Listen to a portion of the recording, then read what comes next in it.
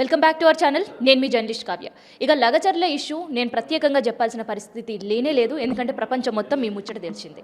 ఇక లగచర్లలో గిరిజనులు పడుతున్న బాధలు, వాళ్ళ గోస చూడలేక ఇక్కడి నుంచి వాళ్ళని ఢిల్లీ వరకు తీసుకెళ్లిన పరిస్థితి ఉంది. అసలు ఢిల్లీలో ఏం జరిగింది, ఢిల్లీ నుంచి మళ్ళీ లగచర్ల వరకు కమిషన్ వచ్చిన పరిస్థితులు ఉంటే అసలు ఇట్లాంటి విషయాలన్నీ కూడా, అక్కడ జరిగిన ఇష్యూస్ అన్నీ కూడా మనం తెలుసుకుందాం. మనతో ప్రజెంట్ మాజీ ఎంపీ కవిత గారు ఉన్నారు, మాట్లాడదాం.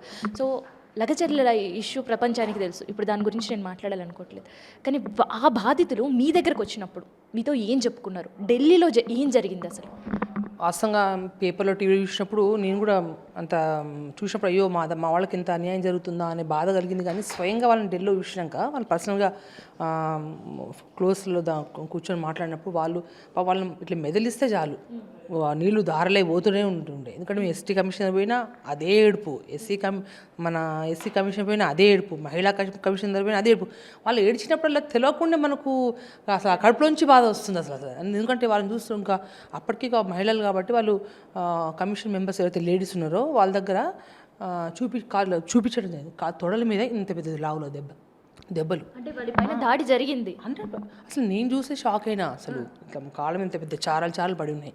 తర్వాత అసలు ఎట్లా దెబ్బలు తగిలినాయి అని అడుగుతుందంటే 11th రోజు గొడవ ఇష్యూ అయింది, కలెక్టర్ గారు పోయినారు, మళ్ళీ స్వయంగా కలెక్టర్ ఉండి మామూలు గొట్టలు చెప్పడం అని చూసింటారు కదా మీరు, అవన్నీ చెప్పడం అంతా. వీళ్ళు ఏం చేసి 12th రోజు వాళ్ళు చెప్పిన స్వయంగా వారి నోటి మాట ఏంటంటే 12వ తారీఖు రాత్రి మధ్యరాత్రి 1 గంట 2 గంటల ప్రాంతంలో పోలీసులు కావచ్చు, మళ్ళీ కాంగ్రెస్ నాయకులందరూ కూడా సివిల్ డ్రెస్లో వచ్చి చాలా తాగొచ్చి గడ్డపాలతో డోర్ తీరకపోతే, రాత్రిపూట 1 గంట 2 గంటలకు డోర్ కొట్టినప్పుడు ఎవరైనా భయంతో తీరిన వాళ్ళు ఉంటారు కదా, ఫోర్స్ గడ్డపాలతో డోర్లు పగలగొట్టి చాలామంది అక్కడ చాలామంది బ్యాగ్ అంతా కిందే పడుకుంటుంటారు. పల్లెట్లో తండాలు ఎట్లా ఉంటారు తెలుసు కదా.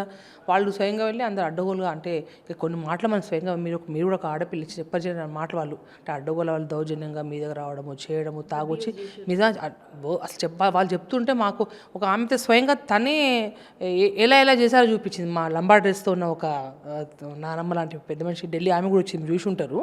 ఆమె కూడా మాట్లాడింది మీడియాతో. ఆమె స్వయంగా వాళ్ళు ఎట్లా మిస్బిహేవ్ చేసిన కూడా యాక్షన్ రూపంలో కూడా చూపించింది మాకు. అవన్నీ చెప్పిన తర్వాత వాళ్ళు ఆ లెవెల్లో హర్ట్ అయినారు కాబట్టి చేయడము.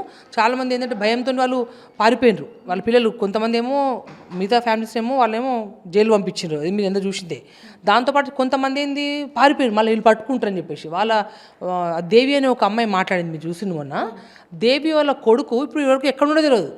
అంటే పోలీసులకు భయంకి, లేకపోతే కాంగ్రెస్ నాయకులు మన ముఖ్యమంత్రి గారి నియోజకవర్గం తిరుపతి రెడ్డి గారు వీళ్ళందరినీ చూసి బాగా భయపడిపోయింది. వాళ్ళు చెప్పడం ఏంటంటే ఒక ఫోర్జరీ సంతకాలు పెట్టుకున్నారట వాళ్ళ భూములు ఇచ్చినట్టు. వాళ్ళు ఇంకోటి ఏంటంటే ఇంకోటి అది గవర్నమెంట్ అసెంట్ ల్యాండ్ కాదు, లేకపోతే ప్రభుత్వ భూమిలో ఏమైనా వీళ్ళు కబ్జా చేసుకొని కొంతమంది 10-15 ఏళ్ళు పోటీ చేసుకొని వ్యవసాయం చేసుకుంటూ ఉంటారు.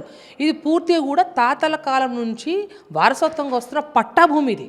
సో వాళ్ళు అనేది మేము దీనిలో కూరగాయలు పండించుకుంటాం, అవి పండించుకుంటాం, మేము రోజు మా దాంట్లో మేమే పని చేసుకుంటాము, ఈ భూములు పోతే మేము భీక్ మాంగనాయ అంటే మేము అడక దినాలిగా మా పరిస్థితి అలా ఉంటుంది. మా భూములు ఇంకొకటి అక్కడ 60-70 లక్షల కాస్ట్ ఉందట, వాళ్ళు 10 లక్షలు ఏదో ఇస్తారట. వాస్తవంగా చెప్పాలంటే ఏ పనికైనా ఒక ప్రాసెస్ ఉంటుంది. ఇప్పుడు పోయిన గవర్నమెంట్లో 14,000 ఎకరాలు కేసీఆర్ గారి ప్రభుత్వం కూడా అక్వైర్ చేయడానికి 8 years పట్టింది.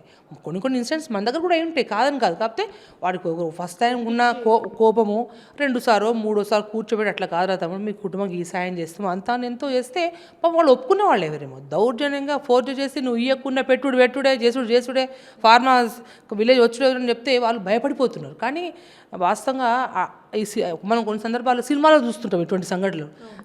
రియల్గా చెప్పాలంటే వాళ్ళ మాటలు వాళ్ళని స్వయంగా చూసినాక అసలు సినిమాలో చూసిన సరిగా కనబడతా ఉంది. అంటే దౌర్జన్యంగా భూమి తీసుకోవడం అసలు నిజంగా లిటరల్ చెప్తుంటే ఇటువంటి ఇష్యూ సంఘటన ఇంకెక్కడ కూడా కావద్దని చెప్పి అనుకుంటాను. అందుకే వాళ్ళని చూసిన తర్వాత ఈవెన్ మహబూబాద్ కాన్స్టిట్యూన్సీ జిల్లాలో మా మహబూబాద్ పార్లమెంట్లోనే ఎస్టీ కమిషన్ ఢిల్లీ వరకు చేరిండ్రు, వాళ్ళ కూడా అక్కడ కూడా మీడియాతో మాట్లాడినారు, ఎస్టీ కమిషన్కి కూడా చెప్పుకున్నారు. ఎస్టీ కమిషన్ అయితే నేరుగా లగచర్లకి ఇంత తొందరగా రావడం అంటే ఒకటి చెప్తే మీకు, ఎస్టీ కమిషన్ మహబూబాద్ హుసేన్ నాయక్ అని మహబూబాద్ కాన్స్టిట్యూన్సీ అతనే.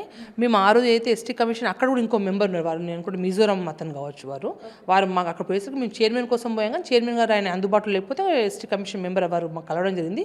ఇక్కడ ఇతను కూడా లంబాడనే, ఎవరు ఎస్టీ కమిషన్ హుసేన్ నాయక్ అంటే ఆయన స్వయంగా పోవడం జరిగింది. కానీ అక్కడ మేము అయితే కమిషన్ కలిసినప్పుడు చాలా పాజిటివ్, చాలా ఓపిక, ఆయన పూర్తి స్థాయిగా, ఎందుకంటే మేము పెన్ డ్రైవ్ కూడా ఇచ్చాం. దాంట్లో ఏదైతే కలెక్టర్ గారు నా మీద దాడి జరగలేదు, నన్ను కొట్టలేదని వారు స్వయంగా మాట్లాడారు. మాట్లాడిన మాటలు కావచ్చు, కాన్ఫిడెన్షియల్గా వాళ్ళు చూడాల్సిన కొన్ని వీడియోస్ ఉంటాయి కదా, బయట ఓపెన్ కాకుండా కమిషన్లో ఉన్న వాళ్ళు చూడాల్సిన విషయాలని లైవ్లో కూడా అన్ని పెన్ డ్రైవ్ కూడా వాళ్ళు సబ్మిట్ చేయడం జరిగింది. వాళ్ళు కూడా ఇమీడియట్ రిటర్న్లో మాకు ఒక వారం రోజుల్లో రిపోర్ట్ రావాలి, ఖచ్చితంగా మా వరకు అయినంత వరకు ఖచ్చితంగా న్యాయం చేస్తాం. వాళ్ళు స్టన్ అవుతుంది ఏంది అంటే, ఎందుకంటే మనం లైవ్లో వాళ్ళు చూపిస్తూ ఉన్నారు కదా ఏమైందో, వాళ్ళు చాలా స్టన్ అవుతూ ఉండే ఎస్టీ కమిషన్ అయినా, ఎస్సీ కమిషన్ అయినా, ఈవెన్ మహిళా కమిషన్ వాళ్ళు అవుట్లెట్గా కూడా బాగా సపోర్టివ్ ఉన్నారు. వాళ్ళు మేము ఇమీడియట్గా మా ఒక అవసరం ఉంటే మా టీం మొత్తం కూడా లగచర్లో మేము పర్యటిస్తామని చెప్పిండ్రు. వాస్తవంగా అయితే మాకు లగచర్లు ఎందుకంటే ఎప్పుడు మనం నోటి మాట చెప్పడం కంటే స్వయంగా వాళ్ళ దగ్గరికి పెట్టి మనం భుజం తట్టి మనం ధైర్యం చెప్పినాం అనుకోండి, వాళ్ళకి ధైర్యం ఉంటుంది. మేము అక్కడ లగచర్లో పోవాలనుకున్నా ఎక్కడ లేని కర్ఫ్యూ వాతావరణం పెట్టి అక్కడ 144 సెక్షన్ పెట్టడం అవన్నీ జరిగినాయి. మహబూబాద్ కూడా అదే జరిగింది నిన్న. అసలు నిన్న సాఫీగా అయిపోయింది యాక్చువల్లీ. వీళ్ళే సీన్ క్రియేట్ చేసి ఇక్కడ ఏదో అవుతుంది ఏదో. నిన్న మీరు చూస్తే మహబూబాద్లో కర్ఫ్యూ లాగా ఉంది. అంటే గతంలో తెలంగాణ ఉద్యమాలు చూసినాం. తెలంగాణ ఉద్యమం కంటే పెద్ద ఉద్యమం అయితే ఇరు తెలుగు రాష్ట్రాల్లో ఏది లేదు. ఆ టైంలో కూడా 144 సెక్షన్లు అనేవి చాలా అరుదుగా కనిపించేవి. కానీ ఇప్పుడు ఏంది ఏడబడితే ఆడ 144 సెక్షన్. హైదరాబాద్లో 2 రోజుల పాటు, ఇప్పుడు లగచర్లలో అంటే ఎక్కడ ఇష్యూ ఉంటే అక్కడ 144 సెక్షన్ పెట్టడం అనేది ఎప్పుడైనా చూసిరా మీరు? వాస్తవంగా ప్రభుత్వంలో కాంగ్రెస్ ప్రభుత్వం ఉందని చెప్పి ఆ పోలీసులను అయితే మాత్రం చాలా దారుణంగా వాడేసుకుంటున్నారు. 144 సెక్షన్ గతంలో ఎప్పుడో చార్మినార్లలో అక్కడెక్కడ కూడా పెడుతుండేది. మీరు అప్పుడు కర్ఫ్యూలు అయితే ముస్లిం హిందువుల మధ్య గొడవలు అయితే అప్పుడు చూసేవాళ్ళం. కొత్తగా ఈ సంవత్సర కాలంలో అయితే ఇప్పుడు నేను చూడండి అసలు నేను ఏ ఇష్యూ లేదు. 144, 163, ఇంకోటి 30 సెక్షన్ లేదు, అన్ని పెట్టేసిండ్రు. నిన్న మేము పార్టీ ఆఫీస్లో నిన్న 10:30కి అంటే మేము కూడా మా పార్టీ ఆఫీస్లో మేము చెప్పుకోవాలి కదా ఎందుకు ఏమైందని. మేము ప్రెస్ మీట్ పెడితే నేరుగా పోలీసులు వచ్చి పార్టీ ఆఫీస్ ముందే మైకులు పెట్టి న్యూసెన్స్ ఏంది ఎమ్మటి కంచి కదలకపోతే 144 సెక్షన్ మేము అరెస్ట్ చేస్తాం ఇది అది. నేను అంత న్యూసెన్స్ అక్కడ స్టార్ట్ అయింది. అసలు మా మీద ఒక నిఘా పెట్టింది వీళ్ళు ఎక్కడ పోతుండేదని. అరే మాకు అసలు అరే మా కమ్యూనిటీకి మేము సపోర్ట్గా మేము ఉన్నాం చెప్పుకోవడానికి మేము ధర్నా కార్యక్రమం న్యూసెన్స్ చేస్తే మాకేమొస్తుంది చెప్పండి. ఇప్పుడు అంత ఏమైనా మాకు తెల్లారి ఓట్లు ఉన్నాయి ఇంకేమైనా ఉన్నాయి అవసరం ఉంది. మా ఉద్దేశం కూడా కేటీఆర్ గారు వస్తే అరే కేటీఆర్ గారు లగచర్లో అయిన ఇష్యూకి ఇక్కడ దాకా వచ్చినంటే మిగతా గిరిజన నాయకులు కూడా వాళ్ళు కూడా అరే మా బీఆర్ఎస్ పార్టీ అండగా ఉంది అనే ఒక మనోధైర్యాన్ని నింపాలి, అక్కడ ఉన్న లగచర్లో ఉన్న తండావాసులందులో ధైర్యం నింపాలనేది మా ఉద్దేశం. అదే విధంగా ఉంటాం కూడా మేము. అయితే నిన్నటి జరగాల్సిన సభ అయితే కాలు అడ్డుపెట్టి ఆపేశారు. కానీ భవిష్యత్తులో ఎప్పుడు జరగబోతుంది? 2-3 రోజుల సభ ఎక్కడ జరగబోతుంది? దానికి సంబంధించిన పూర్తిగా ఇన్ఫర్మేషన్ అండ్ దాంతోపాటు కోర్టుకు పోయి కూడా అనుమతులు తెచ్చుకున్నారన్న వాస్తవమే. న్యాయశాఖ మీద మాకు అయితే గౌరవం ఉందో నిజంగా నిన్న దరఖాస్తు పెట్టడం ఇమీడియట్గా సోమవారం 25వ తారీఖు పొద్దున 11 నుంచి మధ్యాహ్నం 2 వరకు యాస్టిస్ ఎంఆర్ ఆఫీస్ మహబూబాద్ పట్టణంలో అయితే మేము ధర్నా ఇంతకుముందు మేము అనుకున్నామో ఆడ ఎమ్మటి కోర్టు పర్మిషన్ ఇచ్చింది. నిజంగా మనస్ఫూర్తిగా న్యాయశాఖ కూడా ధన్యవాదాలు తెలియపరుస్తూ ఉన్నా. ఎందుకంటే ఇప్పుడు వాళ్ళకి అర్థం కావాలి ఏంటంటే మీరు చేయబెట్టి అడ్డు ఆపినా కూడా అది ఆగేది కాదు. మీరు మొన్న క్యాన్సిల్ చేసిండ్రు, నిన్న ఇమీడియట్గా ఆర్డర్ ఇచ్చింది. భవిష్యత్తులో కూడా ఒకటే ధర్నా చేసుకోవడం రాజ్యాంగబద్ధంగా మన హక్కు. అది మీ రాహుల్ గాంధీ గారు స్వయంగా ఏమంటున్నారు, ఏది మాట్లాడినా కూడా రాజ్యాంగంని కాపాడాలని ఎక్కడ పోయినా కూడా ప్రమాణ స్వీకారం చేసేటప్పుడు రాజ్యాంగం పట్టుకొని మీరు అదే మాట్లాడి ఇప్పుడు అదే మాట్లాడండి. ఓవరాల్గా చూస్తే రాజ్యాంగం కాపాడమంటున్నాం మనం తప్ప ఇంకోటి ఏం లేదు. సో మరి సభకి ఎట్లాంటి గైడ్ లైన్స్ ఇచ్చింది? ఎందుకంటే కాచుకొని కూర్చున్న పరిస్థితి సర్కారు మీ పైన కన్నెర్ర చేసి వాళ్ళు ఏ గైడ్లైన్స్ ఇచ్చినా మేము కూడా ఎవరిని మాకింత అంతా జన సమీకరణ ఏం లేదు. స్వచ్ఛందంగా ఎవరు రాగలుగుతూ అందరు రండి.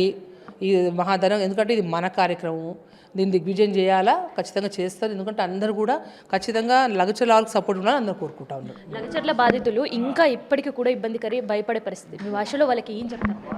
तमको लगचला तांडे बायवाड़ने भियावण तमिन से ने कायम तम बाधा पड़े अवसर छेनी तमा लार बीआरएस पार्टी से मोना दिल्ली के नसा से अपन बायवाड़ से ने दिल्ली ले आताने उन्हें से कमिशन भेड़ाया तमन वो कमिशन भेड़ा रेक्कोनी मुंदु रोजले कहीं इब्बंदी बती भी अपन गौर भाई तरफना बीआरएस पार्टी तरफना हम हर एक मन के तमा लार सा तम धैर्य मनस्फूर्ति కోరలేదు. సో లగచర్ల బాధితులకు అందరికీ కూడా బీఆర్ఎస్ పార్టీ నుంచి ఇస్తున్న మెసేజ్ ఇది. అందుకని ఎవరు కూడా అధైర్యపడొద్దు. అండ్ మీకు మద్దతుగా కూడా మహాధర్నా కూడా నిర్వహించబోతున్నారు.